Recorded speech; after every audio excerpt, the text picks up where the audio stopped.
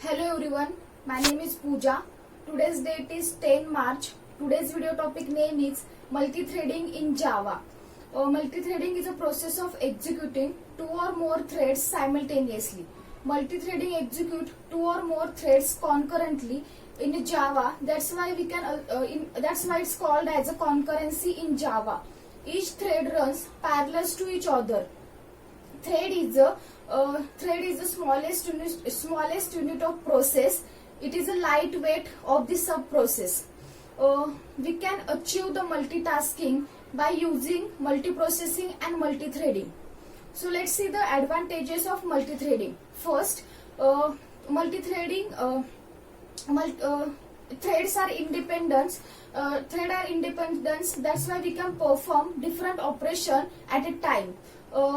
Suppose if a exception is occur in a one thread, then it's not affected with the other threads because the threads are independent. Multiple threads cannot have the different memory because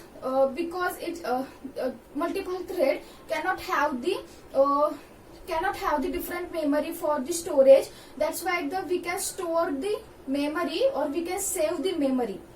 Next is how to create thread or creation of the thread. There are two ways to create the thread. First is by extending thread class. Second is by implementing runnable interface.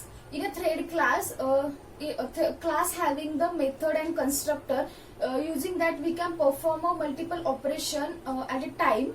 Mostly we can use the runnable interface because it provides the more flexible structure and the functionality. That's why we can use a runnable interface. Next is a life cycle of thread.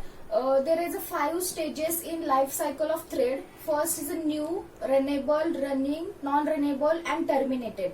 One by one we have to see. So first is a new. A new thread has been created but not yet started. When we have to call the start method, it has been started. Then it's next is a runnable. When we have to create a thread and call the start method, it moved from new to runnable state.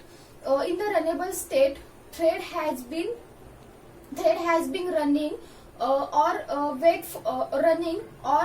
running or maybe the wait for the system resources. Next is a running state. If the thread is running, if the thread scheduler has been selected it. Next is a non-runnable state. If the thread has in sleep or wait condition or method call sleep or wait, then thread goes to the non-runnable condition or non-runnable state. In the non-runnable state, thread is wait for the other thread to finish or thread is wait for the system allocation, system resource allocation. When they complete their waiting state, it's resume and going to the runnable state and also start their life cycle running to runnable. After that, next is a terminated. Running thread end its life when it is complete execution with its run method. It is a natural death of the thread. We can kill a thread by just sending the stop message. At any state, we can kill the thread manually also. In any state means we can kill a thread at the newborn, means new state, running state or non-runnable state. We can kill a thread manually also. Next is a synchronized method. In a multi-threading, two or more threads can access the same resource at a time and finally it gets an error. That's why we can use the synchronized method. Synchronized methods synchronized methods use for the only one thread can access the resource at a time. That's why we can use the synchronized method to eliminate the confusion and solve the error for the accessing multiple thread same resource at a time. We can use the synchronized method.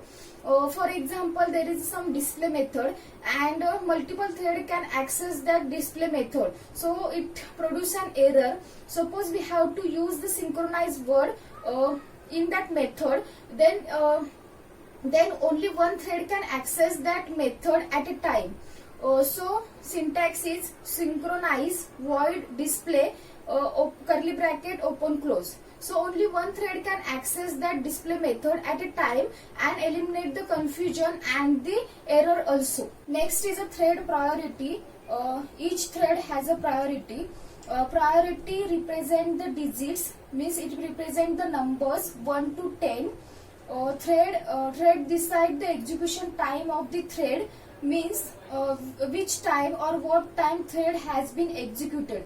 There are three predefined priorities: default priority, minimum priority and maximum priority. Default priority is 5, minimum priority is 1 and maximum priority is 10.